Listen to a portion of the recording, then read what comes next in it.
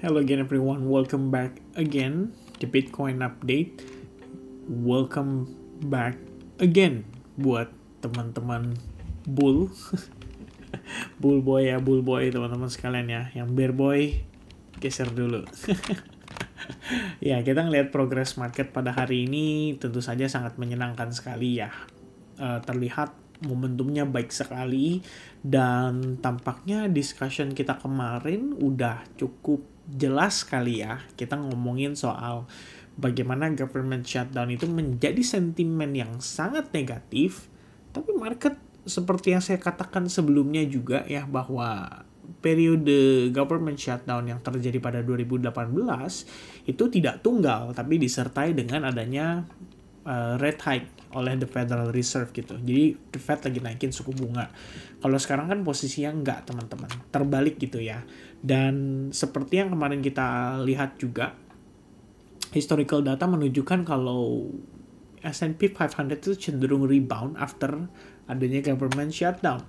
Kenapa bisa begitu? Karena government shutdown di US itu urusannya pasti ujung-ujungnya duit ya. Jadi mereka debat soal duit, masalah anggaran gitu kan. Ini kita mau parkirin di mana nih duitnya? Di Medicare, di sini, dan seterusnya.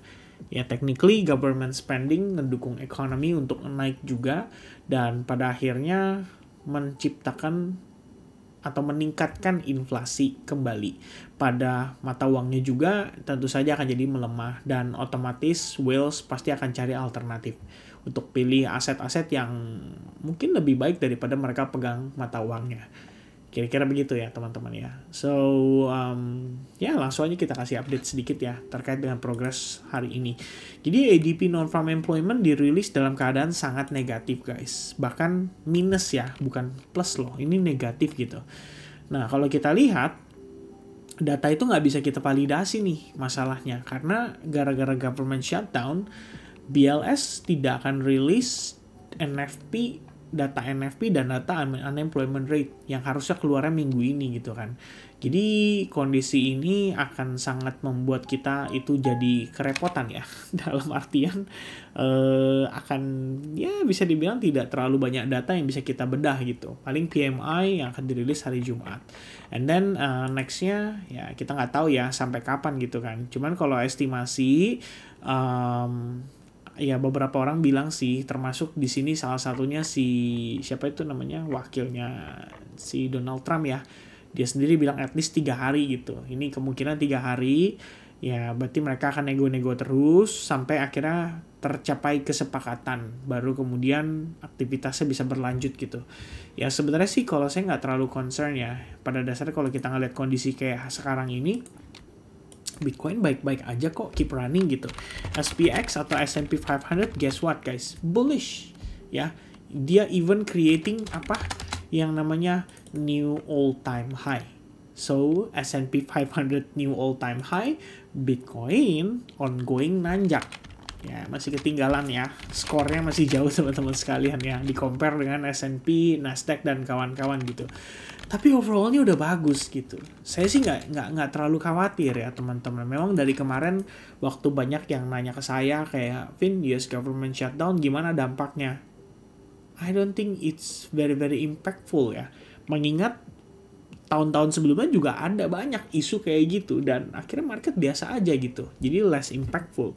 Lebih concern atau lebih krusial itu menurut saya tetap ya berbicara soal kebijakan the Federal Reserve terkait dengan suku bunganya gitu kan. Dan setelah data ADP yang begitu negatifnya kemarin, atau lebih tepatnya tadi malam ya, ini kan saya bikin video masih subuh ya teman-teman sekalian ya. Ya ini udah tidak perlu dipertanyakan lagi, otomatis udah men-trigger untuk meningkatkan probabilitas rate cut gitu ya. Bahkan kemarin itu kan Anda lihat ya, di video terakhir itu 90%-an gitu kan. Ini udah 99% plus 1% rate cut-nya 50 BPS guys. Oke, saya nggak yakin sih apakah dia akan rate cut 50 BPS gitu kan. Tapi kalau kita ngelihat dari datanya, yang lama-kelamaan itu tergeser adalah soal kemungkinan the Fed rate cut lagi pada bulan Januari gitu. Jadi tadinya nih Januari, Maret, April itu nggak ada ekspektasi rate cut. Tapi gara-gara yang tadi tuh ADP-nya keluarnya kayak begitu, ini langsung naik guys jadi 52%, dan angka yang 25 BPS di bulan Januari itu naik ke 40,8%. Sebelumnya nggak segitu. Nah, ini kalau misalkan NFP-nya, ya ini kan ADP non-farm employment nih. ADP itu kan automatic data processing untuk non-farm employment alias NFP juga ya technically.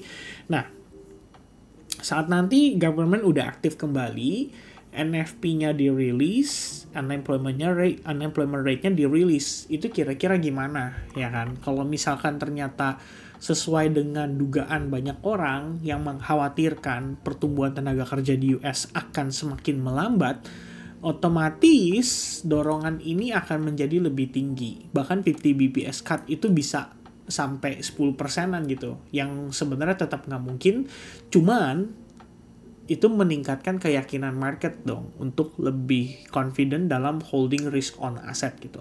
At least in the very very short term. Kenapa? Karena ya tetap ya bagaimanapun jobs market itu akan sangat krusial ya dan perlu kita waspadai gitu kan. Kalau kita lihat sih sementara tanggalnya gesernya ke minggu depan. Jadi nggak jauh-jauh banget teman-teman. Minggu depan malah jadi ribet. Ya, kenapa? Karena ada The Federal Reserve Chair Powell akan speak ya. Jerome Powell akan ngomong pada tanggal 9 Oktober, tepatnya jam 7:30 malam. Dan besoknya, hari Jumat, akan rilis data NFP serta unemployment rate gitu. Jadi kalau dari sini kelihatannya sih ya, kayaknya udah diantisipasi sih. Paling bentaran doang teman-teman ya. Jadi shutdown-nya nggak bakal selama waktu yang periode 2018. Sampai hampir 1 bulan ya lebih kurangnya. So I don't think it's a scary things ya teman-teman sekalian untuk saat ini. Government shutdown is just part of the drama, permainan politik juga ya, supaya mereka bisa memenangkan satu ideologi masing-masing dari partai politik ya. Yang satu pengen pertahanin subsidi dari zaman Obamacare, dan yang satunya ya udah cuma minta dia perpanjang aja udah untuk pendanaannya sampai 7 minggu ke depan. Udah begitu aja teman-teman sekalian. Ya pada akhirnya kalau misalkan mereka mengkhawatirkan ya lapangan kerja, ya otomatis pastinya akan segera deal atau segera done juga. So ini nggak jadi masalah besar gitu ya, menurut tanggapan saya gitu. Nah teman-teman sekalian ya, what's currently going on with the market? Well, Bitcoin ngepump ya, cukup signifikan. Saya udah jalanin sesuai planning, teman-teman. Jadi kemarin di video terakhir saya juga ngepin satu video ya. Saya kasih saya kasih satu acuan ya, teman-teman sekalian. Itu adalah video saya tahun lalu. Jadi kalau teman-teman nonton tuh pada tanggal 1 Oktober 2024, itu saya udah ngejabarin tuh ya, game plan-nya kayak gimana. Bahkan kalau kalian perhatiin ini beda sendiri nih ya. Saya punya thumbnail, emang sengaja saya dandanin kayak gitu beda supaya saya juga bisa bedain ya teman-teman ya. Karena pembahasannya seru dan itu saya lakukan lagi tahun ini. Ya so far sih nggak ada penyesalan ya, karena saya ada transaksi dengan average price itu kisaran 113 ribuan gitu, lebih kurangnya. Memang saya nggak dapet kayak di bawah, ya ekspektasi saya untuk dikasih diskon nggak dikasih teman-teman. Ya tapi bagi saya nggak jadi masalah, karena begitu saya ngecek, tadi discuss sama teman-teman di SAG ya, what do I see teman-teman, adalah ngelihat dia ngebentuk ascending triangle pattern gitu. Jadi begitu kelihatan kondisinya kayak gitu, timbul pertanyaan kan, ini pertama sellers gue kenapa lemah? Itu pertama. Yang kedua, dia langsung nanjak testing ke level tersebut dan create base. Nah, bukankah ini bagus gitu kan? And ternyata breakout langsung naik impulsif gitu. Kebetulan hari ini saya transaksinya bukan di Bitcoin sih ya. Bitcoinnya di spot ada, tapi yang lagi running itu justru malah di Ethereum guys ya. Dan Ethereum performance-nya juga luar biasa bagus. Ini nge-holding posisi dari kemarin. Kira-kira gitu ya. Sebenarnya ada juga sih di BNB ya teman-teman sekalian. BNB ini tapi dalam fase trial sih kalau saya lagi coba satu metode baru, dan itu juga udah saya bagiin di SAG juga teman-teman ya. Ini videonya ini nih, live SAG EMA playbook ya. Ini seru harusnya ya, tapi saya nggak tahu tuh boleh nggak izin ya teman-teman SAG kita bagi ke publik biar yang lain bisa belajar juga gitu ya. tapi tadi dicontek lagi sama yang ya gitu deh ya. Oke, intinya kalau kita lihat kondisinya sekarang ini kan udah nanjak luar biasa ya, impulsif teman-teman. Structure internalnya jadi begini, ini high point, ini low point, ini high point nih. Dan bahkan kita belum bisa bilang itu valid high. Kenapa? Karena dia masih bisa nanjak lagi gitu. Yang saya lihat dia cuman ya small pullback doang, nggak dianggap gitu ya. Yang valid itu adalah kalau dia udah nanjak begini terus dia create retracement. Artinya dia harus retrace atau pullback dalam jangka waktu yang lebih panjang. Mungkin bisa sehari, 2 hari gitu kan. Cuman goalnya adalah kalau itu udah terjadi, kita jadi tahu bahwa ini memiliki high point yang valid dan kita bisa expecting dia untuk pullback, retrace, atau retest terhadap beberapa key level. Salah satunya adalah order block ini atau level tersebut gitu ya. Ini merupakan invalidasi untuk dia tetap bergerak dalam keadaan bullish gitu. Jadi kalau dia tembus, jebol gitu ya artinya dia invalidasi dan malah berpotensi reversal jadi bearish gitu ya. Tapi untuk saat ini memang kita hanya akan berhadapan dengan satu obstacle crucial teman-teman, yaitu support resistance dari perspektif time frame daily ya. Ini support resistance yang udah nahan Bitcoin selama lebih kurang ya bermain di bawahnya gitu ya. Sejak kita break itu lebih kurang udah 44 hari gitu. So after dia reclaim, saya rasa nggak jadi masalah ya. Bitcoin akan dengan mudah untuk bisa ngetes all time high-nya, bahkan bisa langsung tembus juga gitu. Kenapa saya katakan seperti itu? Karena menurut saya momentumnya tepat teman-teman. Bahkan inflow ETF-nya juga balik lagi gitu ya dengan 3 digit. I think as expected gitu. Previous video saya juga udah bilang kemungkinan besar bisa 3 digit ya, following up a day before, dan ternyata dapat tambahan $900 juta. Anda lihat ya, 2 hari inflow, 3 hari inflow lah, itu udah nutup outflow-nya guys. Jadi nggak jadi masalah gitu. Kita punya demand banyak dan kuat. Kadang-kadang orang-orang itu cuman lebih kepada fearful aja gitu. Makanya saya di Twitter tadi saya nggak postnya, sengaja ya saya balik-balik teman-teman ya. Dan mungkin ini jadi trademarksnya lah ya, supaya kalau misalkan saya posting harga Bitcoin atau apapun ya teman-teman lihatnya terbalik aja deh ya, biar secara psikologinya bisa diuji dan ya Anda bisa lihat juga gitu bahwa sebenarnya kalau perspektifnya dibalik, mungkin kalau kita ngelihatnya kayak gini kesannya kayak aduh masa iya bisa naik lagi gitu. Tapi kalau saya balik chartnya secara psikologi, kalian bisa ngelihat bahwa dia technically memang masih berpotensi turun gitu kan. Bahkan kalau misalnya yang tadi saya gambarkan, ini kan ada trend line teman-teman. Kalau hari ini Bitcoin bisa closing di bawah trend line itu, bukankah dia artinya back to ya back to bearish momentum kalau sekarang gitu kan. Nah, kalau kita balik berarti harusnya dia bisa bullish momentum dong. Ya kan?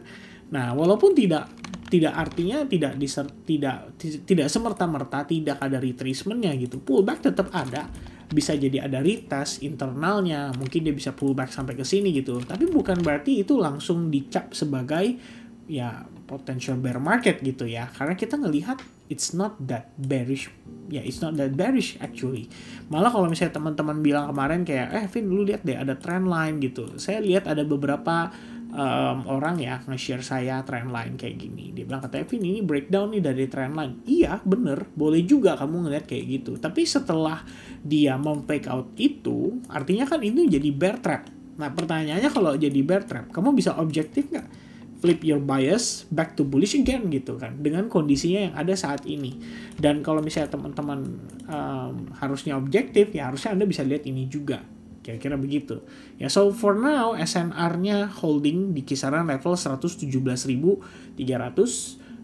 Mungkin kalau daily close kita nggak bisa claim itu, berarti kita bisa expect ada pullback atau retracement dulu untuk jangka pendek, dan baru kemudian creating momentum baru untuk sekaligus menerobos gitu ya. Itu ibaratnya ancang-ancang lah ya. Kalau karet tuh ibaratnya ditarik dulu baru dijepret gitu ya, baru lebih kuat ibaratnya. Kalau udah ditariknya, apalagi kalau tariknya jauh gitu ya. Tapi ya mudah-mudahan tariknya jangan jauh-jauh ya. Kalau jauh ntar dia turunnya ke daleman teman-teman, bahaya. Oke, so mungkin update saya sementara seputar Bitcoin seperti itu dulu ya. Untuk saat ini yang paling krusial yang mungkin saya perlu sampaikan adalah government shutdown gak jadi masalah, kita nggak perlu khawatir. Kemudian dari sisi perspektif pergerakan Bitcoin di time frame besar, kita memang berhadapan dengan SNR-nya atau resistance-nya. Kita hanya tinggal perlu breakout dan ngeflip area resistance itu untuk memvalidasi kalau bull itu still in control. Kalau untuk saat ini andaikan kita ngelihat dia reject, nggak jadi masalah as long dia pullbacknya korektif gitu ya. Jadi kalau misalnya dia pullbacknya tiba-tiba kayak air terjun begini, nah Anda boleh banget ya untuk was-was dan hati-hati. Tapi untuk saat ini kalau teman-teman sekalian memang still bullish, I think there's nothing wrong with it ya, karena memang posisi marketnya masih valid untuk dikatakan seperti itu. Oke, so saya juga udah ngecek di previous live streaming kita achieve 1000 likes button. Mungkin besok teman-teman ya, bisa jadi besok kita live streaming update-nya mungkin dari siang, kira-kira gitu. Oke, so update dari saya sementara itu dulu. Thank you very much for watching. God bless everybody and happy bullish movement. Ya, cheers, bye-bye guys.